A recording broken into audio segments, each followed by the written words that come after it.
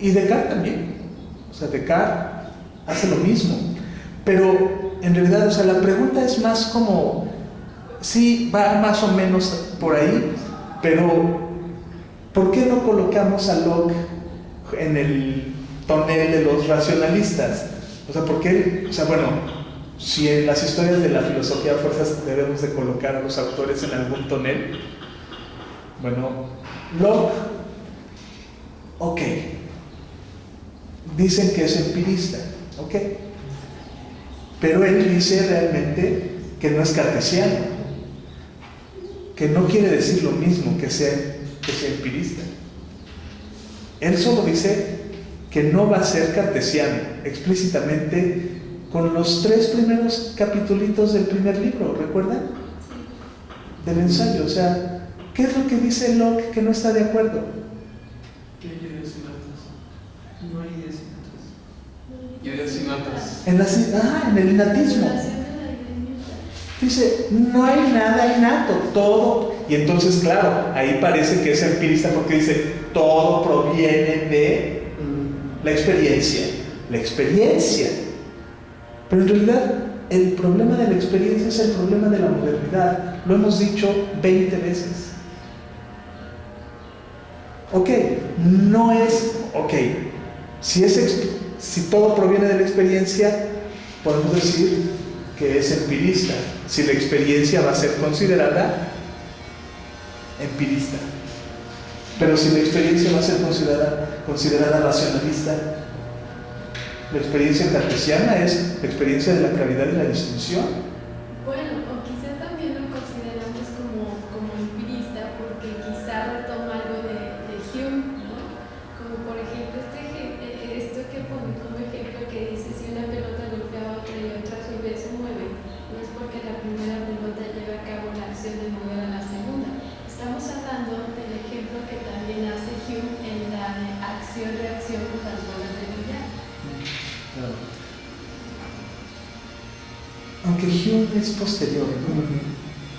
Sí, bueno. O sea, bueno, estás pensando en el contexto, ¿no? De hecho, el ejemplo real que hace Locke es el de las bolas de billar.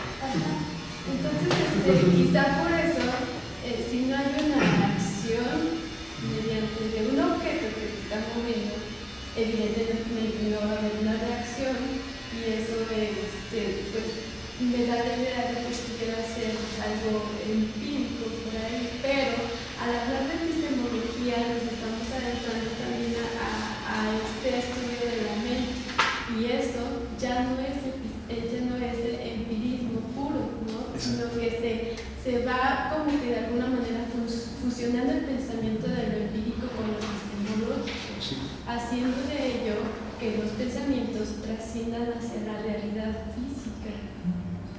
Bueno, sí, de acuerdo. Por ahí va la cosa, pues. Pero sí. También una manera de que caractericemos a Locke como empirista es el peso que le da a la percepción, más que al pensamiento. Bueno, a veces se equipara el pensamiento a la percepción, pero la percepción es como antes todavía, ¿no? Sí.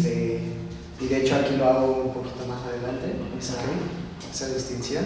Ya te dejo de... No, no se preocupe, yo estoy muy bien. Sí. No, bueno, claro, el asunto de la percepción es el otro concepto que se vuelve tan ambiguo porque desde una perspectiva tiene un peso eminentemente empirista, pero por otro lado, cuando mañana que empecemos a leer a Leibniz, la percepción es absolutamente racionalista. Y entonces, bueno, vamos a tener que distinguir, bueno, ¿qué tipo de concepto es la percepción? Porque lo mismo el entendimiento lockeano, que se apoya en la percepción, bueno, da un tipo de argumento y de discurso como es el entendimiento. Pero está también Leibniz, que con un tipo de concepto y con un tipo de sistema, ocupando el mismo concepto, percepción, se va hacia el otro lado. Hasta, bueno, todo este pensamiento que me hace pensar en una frase muy conocida filosofía de Aristóteles, que dice que nada hay en el intelecto que antes no haya pasado por los sentidos. Quizá dentro de este, pues de este escrito de Locke, pudiese ser que pretende esto, ¿no? Estudiar el pensamiento como pasiva para después llevarlo a esta acción como una acción, ¿no? Bueno, yo como entiendo esta comprensión que nos acaba de poner aquí Carlos, es algo que va a retomar Kant. O sea, en realidad está haciendo un análisis del entendimiento. Kant va a hacer una crítica de la razón, ¿no?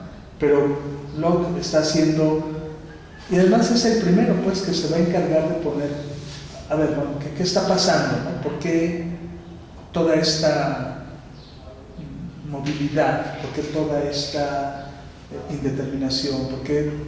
Entonces comienza con esta investigación. Pero bueno, ciertamente no es un racionalista, eso es un hecho, o está contra el nativismo, ¿no? O el innatismo famoso, ¿no? No hay ideas innatas, y no quiere decir que no haya facultades previas o a priori, o no, ahí están y trabajan de una manera específica, y eso es lo que yo voy a explicar. Pero entonces, bueno, sí es claro que no comulgan con los cartesianos o con las doctrinas innatistas, ¿no? Y sí cree que hay principios, pero no son innatos, ¿sí? Y bueno, eso es lo que comienza a analizar toda la primera parte del ensayo, como lo recuerdan. Pero bueno, ahora sí, vamos a escuchar, vamos a continuar con tu trabajo. De hecho, les iba a pedir una disculpa porque me la voy a pasar repitiendo conceptos y conceptos y conceptos. Bueno, antes de que lo siga repitiendo. 2. La voluntad. Para seguir con la exposición he de remitirme a las dos primeras potencias que nos plantea Locke. Estas son la voluntad y el entendimiento, las cuales formarán parte indispensable de la composición de la idea de potencia. La voluntad es la potencia que tiene la mente para mandar que una idea sea motivo de consideración o que no se le considere, de elegir entre las ideas de la mente aquella que debe censurarse o elegirse, de poner algo en movimiento o en reposo. El entendimiento, por su parte, es la potencia de percibir, y esta a su vez se divide su acción en tres. La primera es la percepción de las ideas en nuestra mente, la segunda la percepción del significado de los signos y la tercera la percepción del vínculo o repugnancia de las ideas. A simple vista podemos ver una contradicción en la noción del entendimiento, pues como se dijo al principio de este apartado, el entendimiento era la potencia del pensamiento. Es decir, nos encontramos en la disyuntiva de llamar entendimiento tanto al pensar como al percibir, o equiparar uno con el otro. No obstante, este problema es resuelto por el filósofo inglés al explicarnos en qué consiste esta potencia, pues la primera acción parece corresponder a la percepción de las ideas en nuestra mente. No obstante, las otras dos conllevan más una operación y por ello aplican al concepto del pensamiento, siendo estas dos últimas a las que se aplica el término técnico. Una vez dicho esto, podemos afirmar que la voluntad trabaja junto al entendimiento, ya que éste nos da la percepción de las ideas, así como sus significados y su acuerdo y desacuerdo, siendo la voluntad aquella que lleva a cabo los designios de la mente para llevar a consideración ciertas ideas o poner en marcha un reposo en movimiento. Una vez que este movimiento ha sido realizado, la potencia deja de llamarse voluntad y se convierte en volición. Cuando se practica esto en favor de las preferencias de la mente, se dice que ha sido una acción voluntaria. Si se hace al contrario, se dice que es involuntaria. Perdón. Sí. Ya ahí vuelvo con el ejemplo, ¿no? Este pensamiento de la voluntad que se tiene en la mente, yo creo que al pensarlo, estamos reflexionando en las ventajas o desventajas que puede mi voluntad conllevar si la llevo a la acción, ¿no? Al finalizar esta reflexión y al yo pensar que lo que voy a hacer voluntariamente sea lo correcto, pues ya sería como lo que señala Carlo aquí, pues esto que señala muy bien, que se convierte en una abolición, algo que yo estoy haciendo por mi cuenta propia, pero ya reflexionando el acto, la acción o la reacción que va, ¿no? Es decir, bueno, un ejemplo de ello es, tengo la voluntad de tirarme en paracaídas sabiendo el riesgo que ello puede tener, ¿no? Aún tengo miedo o no tengo miedo, pero quiero vivir la experiencia. Sabiendo los riesgos, yo ya puedo realizar esa acción pensada, esa voluntad que tenía planeada en la mente, ya habiendo reflexionado en esta situación, me aviento de paracaídas y la situación ya se vuelve evolutiva y quizá tuve una experiencia desagradable o agradable, pero finalmente fue evolutiva. Ahí hay como una pequeña confusión, porque una abolición no depende precisamente de hacer la acción en cuanto tal, sino de hacerla o no hacerla. Entonces, si yo tengo mi mano aquí, es por voluntad, aunque esté en reposo, no estoy haciendo una acción como tal, pero bueno, luego después por medios pedagógicos se le va a llamar también acción al reposo. Entonces, si yo decido mantener mi mano aquí, esa es una abolición, porque estoy haciendo una acción. Si yo la muevo, al hacer yo la acción de moverla, se convierte también en una abolición, pero es por mi voluntad. Entonces, si alguien llega y me mueve la mano, ahí es cuando ya no es voluntaria, es involuntaria. Sin embargo, la abolición es tanto el dejar mi mano como el moverla. No precisamente el reflexionar sobre ese movimiento, sino se da en automático. Bueno, dejando de lado en la reflexión de lo que tú quieres, es lo mismo que pasa con el ejemplo que acabo de dar, ¿no? Es una acción voluntaria cuando sí se requiere hacer y se hace el movimiento de, pero cuando no, igual tú te quedas en reposo y no haces. No, sí, la única especificación es esa de no es necesario la reflexión para que esto se convierta en una abolición. Bueno, Entonces, ya en tu cuerpo, pues. Pero en acciones más cotidianas, yo me voy al ejemplo del que acabo de dar. A ver, vas a hablar todavía un poco más de la voluntad, ¿verdad? Sí, porque me la paso hablando de la voluntad hasta que termino, porque de hecho es como la constante. Sí. No sé si valga la pena todavía interrumpir más tu lectura. En relación con esta no distinción que hace Locke o esta unificación que hace Locke. A ver, quisiera preguntarles, ¿qué piensan ustedes de esta unificación que realiza Locke cuando, para hablar de la acción y de la pasión, que eran términos clásicos para distinguir, no movimiento, sino justamente la acción es una cosa y la pasión era otra? O sea, justo eran cosas muy diferentes. Cuando Locke comienza diciendo que tanto la acción como la pasión son entendidas ahora como potencias, se pueden entender como potencias activas y potencias pasivas, en realidad está todo colocándolo dentro del mismo tonel, que es el de la potencia. Las dos son potencias, o capacidades, o facultades, o poderes, ¿no? Finalmente.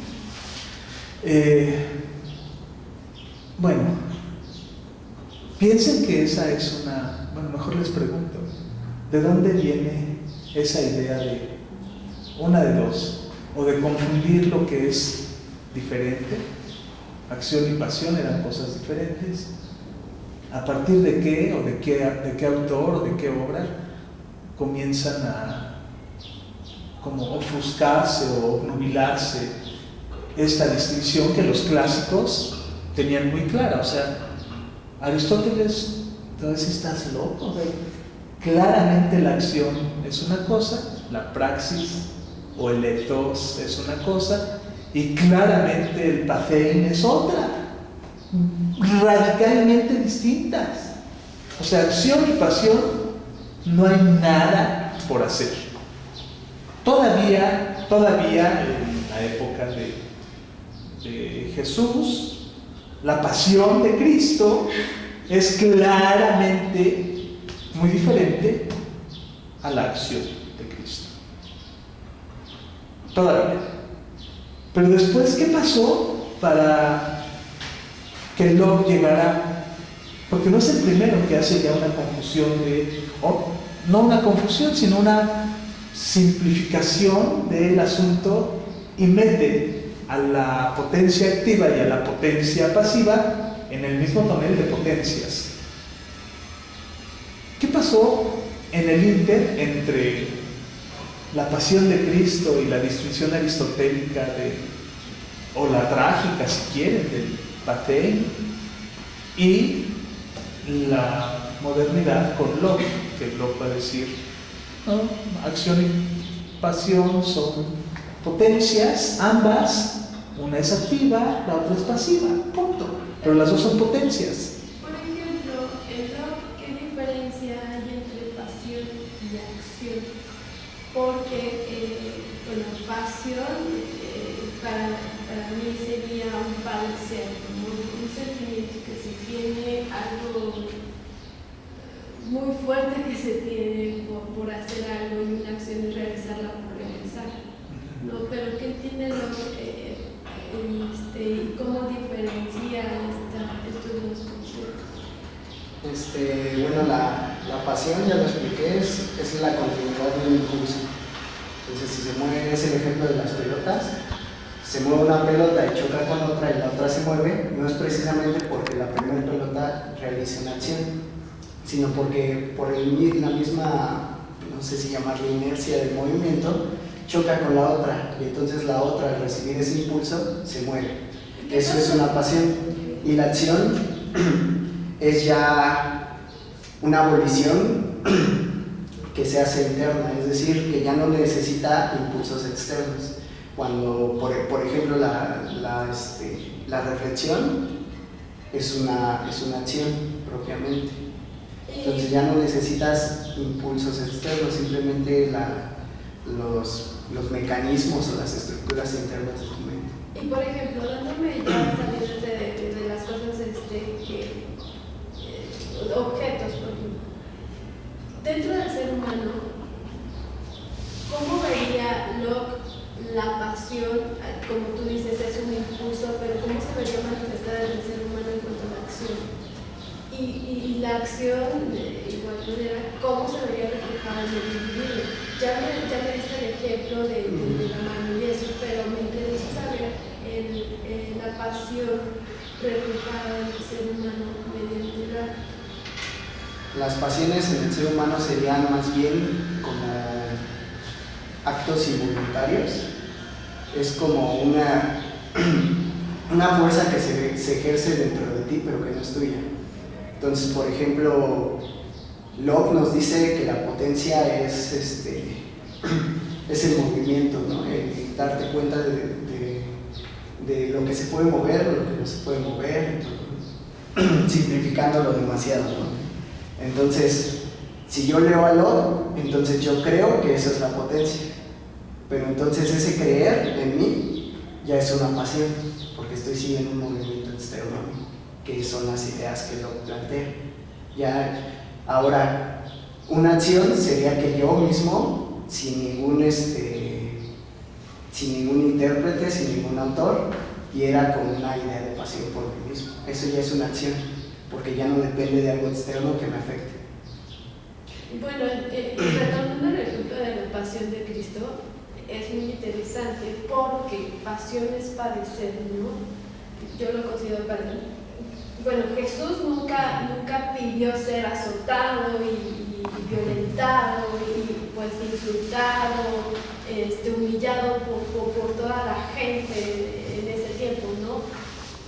Pero la pasión por seguir esta creencia de su Padre Eterno lo llevó a padecer todas estas circunstancias que de alguna manera le hicieron sentir dolor a él, dolor físico, físico, más no dolor espiritual, por tener esta creencia de que va a estar en el cielo con su Padre Eterno para toda la eternidad. Pero el dolor que sienten sus familiares al verlo sufrir, al verlo padecer, entonces yo considero que si no lo buscó, esta pasión se vuelve ya ajena a él, al no buscarla, al no seguirla, al no estudiarla, al no comprender el por qué se le está haciendo esto. Entonces, aún así me sigue dando vueltas y como que no me Sí, da. pero a ver, quizás vamos a... La pregunta que yo les hacía y que no me han contestado es, ¿qué pasó en medio entre los griegos y Locke? ¿Quién fue el primero que comenzó a confundir esto? Porque, bueno, me parece muy atinado lo que estás observando en relación con el padecimiento de Cristo. Pero, ¿cómo le llamaron ya no los medievales a la pasión, sino los renacentistas, recuerdan? ¿Cómo le llama Miguel Ángel a su famosa escultura que demuestra o que resulta en la última parte de la pasión de Cristo? ¿Recuerdan cómo se llama? La piedad. Si no le pone pasión, le pone piedad. Y eso es significativo porque Miguel Ángel, no crean que nada más era escultor, sabía muchísimas más cosas, sabía teología, estaba en los círculos más, era la crème de la crème, ¿no? De la intelectualidad y del arte. Y a esa obra, a esa escultura, que justamente me la hiciste recordar por lo que tú decías, ¿no? De el dolor que provoca esa acción en los familiares más cercanos a este individuo que es llamado Jesús y que está muerto y que la madre lo está sosteniendo y está la prima, ¿no? Y está la tía, ¿no?